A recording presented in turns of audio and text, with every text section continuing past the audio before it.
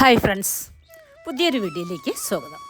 നിങ്ങളോട് ഇന്ന് പങ്കുവയ്ക്കുന്നത് ബംഗളൂരു ബനാർഘട്ട നാഷണൽ പാർക്കിനെ കുറിച്ചാണ്. ഈ കാണുന്ന ഗ്രില്ലടച്ച ബസ്സിലാണ് വനത്തിനുള്ളിലൂടെയുള്ള ഞങ്ങളുടെ യാത്ര നടത്തിയത്. 13 കിലോമീറ്റർ ദൂരം, 45 മിനിറ്റ് സമയം. ബംഗളൂർ അർസൻ ജില്ലയിലെ അനേക്കർ റവന്യൂ താലൂക്കിൻ്റെ പരിധിയിലാണ് ബനാർഘട്ട ബയോളജിക്കൽ പാർക്ക് സ്ഥിതി ചെയ്യുന്നത്. ബംഗളൂരു നഗരമധ്യത്തിനും അനേർക്കാർ പട്ടണത്തിനിടയിൽ 94 വ്യത്യസ്ത ഇനങ്ങളിൽപ്പെട്ട 1941 വ്യക്തിഗത മൃഗങ്ങൾ ഇതിനകത്തുണ്ട്. ഏറ്റവും പ്രധാനപ്പെട്ടതും രസകരമായതും ഒന്ന് നോക്കാം. തമീൻമാൻ, പന്നീടമാൻ, രാജവെമ്പാല, ഹിമാലയൻ കരിങ്കരടി, പാന്തുകൾ, വിവിധതരം പക്ഷികൾ. 1971 ബനാർഘട്ട നാഷണൽ പാർക്കിൻ്റെ സ്ഥാപകൻ ശ്രീ YM L ശർമ്മയാണിത് സ്ഥാപിച്ചത്. ഇതൊരു പിക്നിക് കോർണറായിട്ടാണ് തുടങ്ങിയത്. 1974 ഇത് ബനാർഘട്ട നാഷണൽ പാർക്കായി ആരംഭിച്ചു. ബസ്സിനുള്ളിലുള്ള യാത്രയിൽ ആദ്യം കണ്ടെത്തിയത് മാനുകളെയാണ്. പുള്ളിമാൻ, പലതരം മാനുകൾ. വളരെ രസകരമായിരുന്നു അതിനെ കാണാനായിട്ട്. 100 കണക്കിന് മാനുകളെ കാണാനായിട്ട് കഴിഞ്ഞു. അതെല്ലാം പുല്ലുകൾ മേഞ്ഞു നിൽക്കുന്ന കാഴ്ച കാണാം. കാരണം ഇതിനകത്ത് 5 ജലാശയങ്ങളുണ്ട്. അത് എങ്ങും ജലത്തിൻ്റെ ഈർപ്പം ഉണ്ട്. അതുകൊണ്ട് എല്ലായിടവും നല്ല പച്ചപ്പാണ്. അതുപോലെ തന്നെ മുളങ്കാടുകളും വലിയ മരങ്ങളും. അവിടെ നിന്നും കുറച്ച് യാത്ര ചെയ്തപ്പോൾ നെൽഗായെ കണ്ടു. അതും കുറച്ച് നെൽഗായേ ഉള്ളൂ. അതും നല്ലതായിട്ട് നിൽക്കുന്ന കാഴ്ച കാണാം. അതും പുല്ലുമേഞ്ഞ് നിൽക്കുന്നു. വളരെ രസകരമായ കാഴ്ച. അതിനെയും കണ്ടു. പിന്നെ വനത്തിനുള്ളിലൂടെയുള്ള യാത്ര. വനത്തിനുള്ളിലൂടെയുള്ള യാത്രയും നല്ല രസകരമായിരുന്നു. കാരണം ധാരാളം പച്ചപ്പുള്ള മരങ്ങളും മുളങ്കാടുകളും പുൽമേടുകളും. അങ്ങനെ കുറേ അധികം ദൂരം യാത്ര ചെയ്തു. കണ്ടത് ആനകളെയാണ്.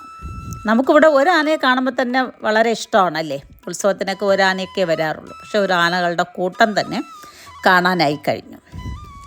ഈ ആനകൾക്കായിട്ട് വളരെ വിശാലമായൊരു ഭൂപ്രദേശം ഒരുക്കിയിട്ടുണ്ട് എന്നാണ് പറയുന്നത്. ഓരോ സെക്ഷൻ മൃഗങ്ങളും ഓരോ കേജുകൾക്കാണ്. ആ കേജുകളിൽ നിന്ന് പുറത്ത് പോകാത്ത തരമാണ് ഇതിനെ താമസിപ്പിച്ചിരിക്കുന്നത്. ഈ ആനകൾക്ക് മാത്രമായി ഒരു തടാകം ഒരുക്കിയിട്ടുണ്ട്. ഇവിടെയും അതിനാവശ്യമായ പുല്ലുകളും മരച്ചില്ലകളും എല്ലാം കാണാം. ഇതിനെല്ലാം പരിപാലിക്കാനായിട്ട് ആൾക്കാരുണ്ട്. അതുപോലെ തന്നെ ഇതിനെ നോക്കാനായിട്ട്, ഇതിൻ്റെയൊക്കെ ആരോഗ്യ പരിപാലനത്തിനായി ഡോക്ടർമാരും ഉണ്ട്. അങ്ങനെ ആനകളുടെ ഒരു കൂട്ടം കണ്ടു. അതും നല്ല കാഴ്ചയായിരുന്നു. അതും കണ്ട് കുറച്ച് വീണ്ടും വനത്തിനുള്ളിലൂടെയുള്ള യാത്രയാണ്. കുറച്ച് ദൂരം യാത്ര ചെയ്തു. റോഡിലൂടെ ഒരു കരടി ഓടി നടക്കുന്നത് കണ്ടു.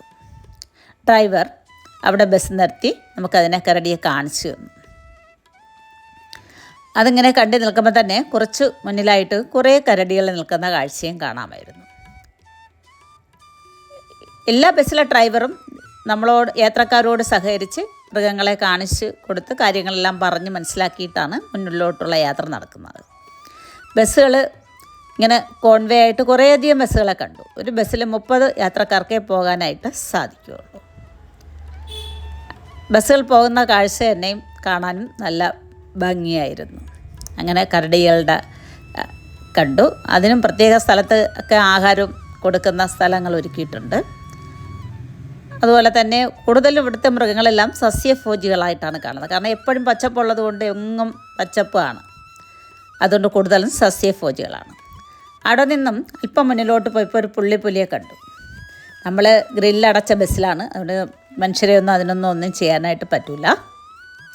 അങ്ങനെ നമുക്ക് അടുത്ത് കാണുന്നത് പോലെ പുള്ളിപ്പുലിയെ കാണാനായിട്ട് കഴിഞ്ഞു. വീണ്ടും യാത്ര തുടർന്നു. കുറച്ചധികം ദൂരം യാത്ര ചെയ്തപ്പോൾ സിംഹം കണ്ടു. കാട്ടിലെ രാജാവ് സിംഹം എന്ന് പറയുന്നത് പോലെ സിംഹങ്ങളും തലയുയർത്തി നിൽക്കുന്ന കാഴ്ച നമുക്ക് കാണാനായിട്ട് സാധിച്ചു.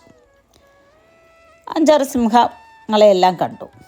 ഇത് ഇവിടെ പാർപ്പിച്ചിരിക്കുന്നത് പ്രകൃതിദത്ത വനങ്ങൾക്കിടയിൽ സ്വതന്ത്രമായി ബന്ദികളാക്കിയ വന്യജീവികളെയാണ്.